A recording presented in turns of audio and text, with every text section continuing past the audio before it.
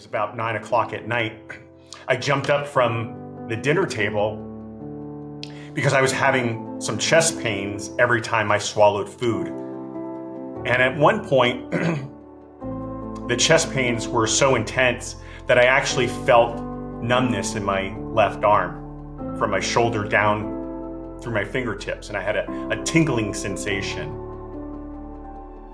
And that prompted me to be concerned. As a matter of fact, I started panicking, I started hyperventilating, and I asked my wife to take me to the ER. My name is Dan. I live in Santa Rosa, California, and on May 4th, 2023, I was diagnosed with stage 3 adenocarcinoma of the esophagus, also known as esophageal cancer. After the age of 48, I lived a very active and healthy lifestyle because I didn't always. I ate and prepped my meals. I went to the gym and worked out. I was trained by a fitness coach and pro bodybuilder. Between the ages of 48 and 53, I was in the best shape of my life. I was lean, I was healthy, and I was full of energy. At the age of 53, everything shifted. My health became the centerpiece of my life in a way that I never expected. It was like a sucker punch to the chest. The first time that it occurred to me that something was really wrong was June of 2022. While I was having a late night dinner with my family, it was about 9 o'clock at night, I jumped up from the dinner table because I was having some chest pains every time I swallowed food. And at one point, the chest pains were so intense that I actually felt numbness in my left arm from my shoulder down through my fingertips. And I had a tingling sensation. And that prompted me to be concerned. As a matter of fact, I started panicking. I started hyperventilating. And I asked my wife to take me to the ER. It's about 9:30 at night. I'm in the ER. I'm being attended to at the admission office. And there's several nurses that are now working on me and getting me in to get some tests done. 50-year-old male having chest pains, tingling sensation in the left arm. I actually thought I was in the early stages of having a heart attack. I was kept there overnight for observation, multiple tests done. And the next morning I was discharged with no remedy and no idea of what occurred. The next time that I found that something was wrong or that my health was in jeopardy was in November 22, late November, early December of 2022. I felt fatigue and very weak. I was still going to the gym, working out 4 days a week, but I felt that maybe after 4 years, my body just kind of needed a break. So going into the holiday season, I decided to forego the gym and take it easy for the next couple months. But I was still having these chest pains every time I ate and every time I swallowed some food. And so I eventually went to go see my doctor, and I was being treated for heartburn. And I was prescribed PPIs, which are proton pump inhibitors, and they're typically over the counter. About 45 days, 60 days later, after taking those for the month of December, in January of 2023, I revisited my primary doctor because those medicines were just not working or helping. And I was prescribed another over-the-counter medication. By February, I went back to my doctor again, and now I'm being treated for GERD, which is gastroesophageal reflux disease. More intense than heartburn or acid reflux. It's the natural progression after heartburn and acid reflux. So I was being treated for GERD. And by the end of February, I was having so much difficulty eating and swallowing that I was now restricted to soft food and liquid diet, because every time I would take a bite of food, I'd have to run to the restroom within 3 or 5 minutes of taking that first 1 or 2 bites, and I'd have to regurgitate that food because I just couldn't get it down into my stomach. By early March, so now this is about 4 months, 4.5 months of being treated with acid reflux and heartburn. By early March, I was no longer able to swallow solid foods, and luckily, because of my fitness journey, I was programmed to make healthy homemade protein shakes that still met my calorie intake, so that I could still be very active and have the energy that I needed to get through the day. Not just being active, outside or exercising, but just get through my everyday, just household chores and work. And so I was on a liquid diet only, surviving on homemade protein shakes 3 or 4 times a day for about 6 weeks. And each time I'm checking in with my doctor and asking him, is this normal? Is it normal for somebody to have heartburn and acid reflux and not be able to eat solid foods? And I was very concerned. This was very alarming. By April of 23, I had blood work completed and I was waiting on those lab results. And finally, I was able to talk to my doctor about setting up an endoscopy scheduled, because I was going to have a colonoscopy scheduled. And I went back and I asked my doctor, I said, since you're going to have to put me out for the colonoscopy, why don't we just do the colonoscopy and endoscopy in the same visit? It took a little convincing for me to actually encourage my doctor to schedule the endoscopy. He referred me back to those PPIs, or over-the-counter medications for heartburn. He specifically said, if you don't take this medication I'm giving you, we're going to be forced to put a scope down your throat. It's going to be invasive, and you're not going to like that. At the end of the visit, the doctor came back and said that I had a large mass, about 10 centimeters, which is about 4 inches, in the lower part of my esophagus, just above my esophageal junction, which is just above the stomach and esophagus meet. 10 centimeters, to give you an idea, your esophagus is approximately 20 centimeters, so about half the length of my esophagus. I had this tumor sitting. It's one of the reasons why I couldn't eat solid foods. Before my diagnosis, while I was still having this chest pain, I attempted to take a Tylenol capsule one evening, and I cut it in half, and I couldn't even pass that. That's how small that opening was into my stomach. Ultimately, I had to crush that Tylenol up just to consume it, but I wasn't able to swallow anything whole. I went to go see my primary care physician. He referred me to a gastroenterologist. The gastroenterologist is the one that actually did the procedure, endoscopy, and the colonoscopy procedure. I was then given the news while I was still somewhat sedated. Luckily, I had my wife sitting next to me, and she was there with me the entire time. So she really is the one that took the brunt of the news. I didn't really understand the weight of the news until the following day, which I had some time to reflect back.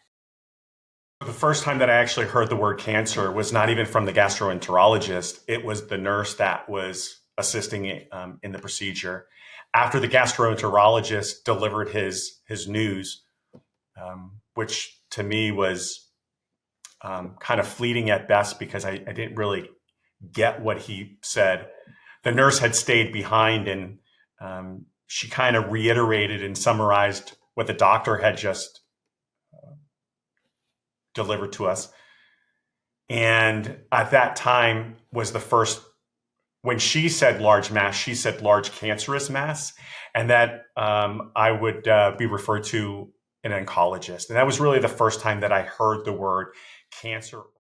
Once I met with the oncologist, the prescribed treatment plan was going to be 4 cycles of FLOT every 2 weeks. Then I was going to have surgery, and then I was going to resume another 4 cycles of FLOT chemo. It's not the most intense chemo treatment, but my treatment plan was chemo, and in the infusion center, I was there all day. I was there for about 8 hours. I would check in the morning. I'd leave in the early evening. And then before I left, I had this little pump that I wore in a fanny pack, and they tapped into my port, and that would drip for the next 24 hours overnight. And then the following evening, I would go back and have that pump removed. My actual treatment plan ended up being 5 cycles of FLOT every 2 weeks prior to surgery. I think I had about 3 weeks gap between the end of the first phase of chemo treatment before surgery, and then about a 5 week gap to recover from surgery before we resumed another 3 cycles of FLOT every 2 weeks.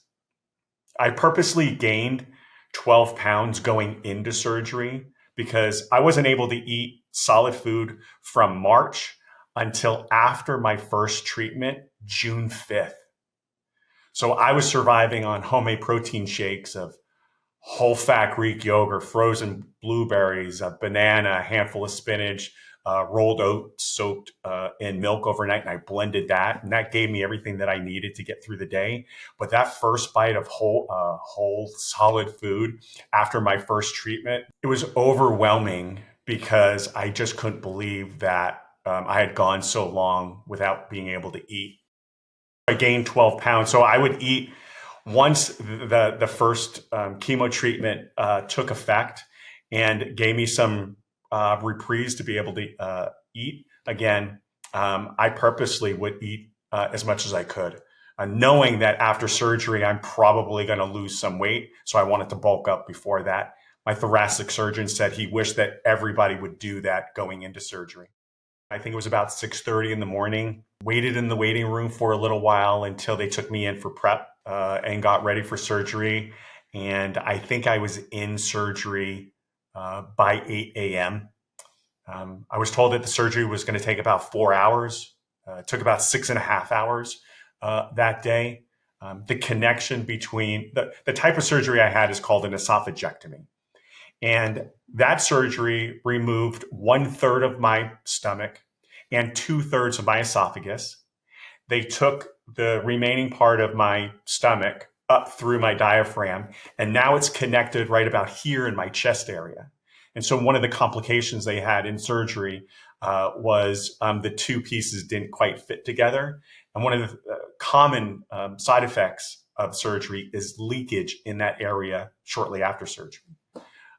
I didn't have that issue, but surgery was, I was grateful that I could have surgery. I talked to other patients in the infusion center during chemo who couldn't have surgery. And I knew that although it was an emotional and overwhelming period, some days were kind of dark. Other days, I just knew that I needed to be grateful for where I was and the opportunity I had. About a couple of days after surgery, I was laying in bed. One of my thoracic surgeons came in and told me that they had removed several lymph nodes. Surgery was a success. They got all the cancer, and that was really the first time when I finally just kind of took a deep breath of relief, because for a long period, I was in a lot of pain that was masked by being in the gym, working out. I thought I had muscle aches from being in the gym. Apparently, I was actually suffering in pain, unbeknownst to me.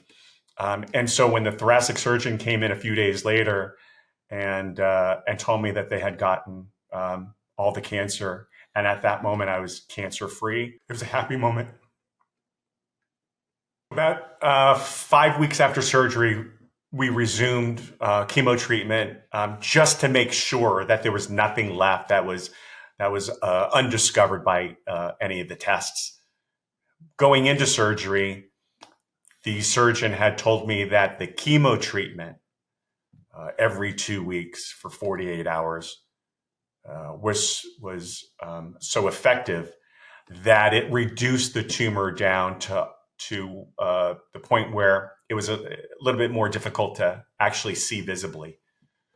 I was concerned that I was going to go through chemo again after surgery because I wasn't in the same shape that I had been in prior going in.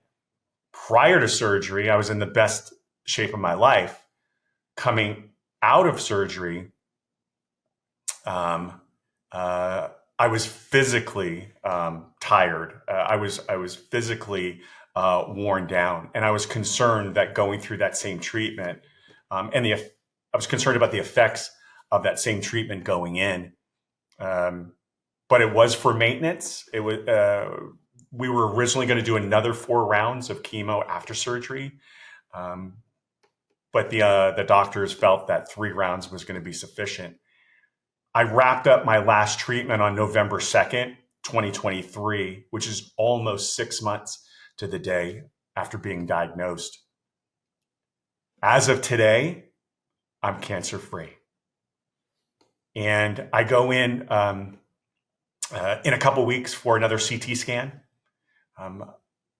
I go every 6 months for maintenance, blood work, and maintenance. And I'm praying for good results. I still live with challenges every day after surgery and treatment. But I do want to say that I believe I have a full life ahead of me. It's what I choose to believe, so I live it. The challenges that I have, some physical challenges, physical restrictions. Now that I have a much smaller stomach, I also lost the muscles that push food down into your stomach. So right now, everything drops down into my stomach by gravity. So I have to eat 6 to 8 smaller meals a day instead of 3 large meals. One of the other challenges is brain fog. It's difficulty concentrating. I have memory issues and decision making. Sometimes simple decisions I'm challenged with. I'm very forgetful. I have to write things down. So sometimes ideas and thoughts, they're fleeting at best. And I carry around a little notebook just to make a little note. So if I need to talk to somebody later on, or I need to get to something the following day, I have to have that stuff organized in front of me. But I am physically capable of living a very active and healthy lifestyle. Health is really what gets me through the day. I don't exercise the way that I do, but I do make sure that I'm active. For mental fitness, I journal and write. I started journaling prior to diagnosis because I had gone through another very challenging, life-defining moment in my life in the banking world. And so I started journaling, and at that time, and journaling has allowed me to heal through writing, and that has led me to actually just publishing a book that just came out. One of the things that has also gotten me through is my faith, which I also couple that with meditation, and that has led me to advocacy work, bringing awareness as a support group facilitator for organizations like the Esophageal Cancer Education Foundation, and raising money for esophageal cancer research. So life is still challenging. The reward is that I'm still here. So it's a fair trade-off. Whatever I lost through this experience, I've gained in so many other areas of my life. So for me, whatever it is I lost has no impact on where I hope to go. I feel very healthy. I'm very blessed. I have people around me. I have a support system around me. I have people that stood by me through this entire journey.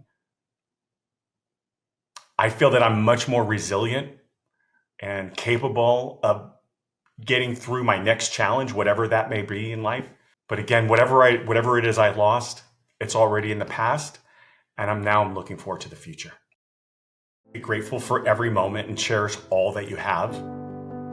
When you overcome a challenge, and embrace the opportunity to make the most of life, because you're here and you have the power to write your own story. Seize every chance to become who you want to be. Embrace the difficult moments, transform them into stepping stones towards an extraordinary life, because cancer doesn't define us. My journey has given me a new perspective, a second chance to live abundantly by the grace of God.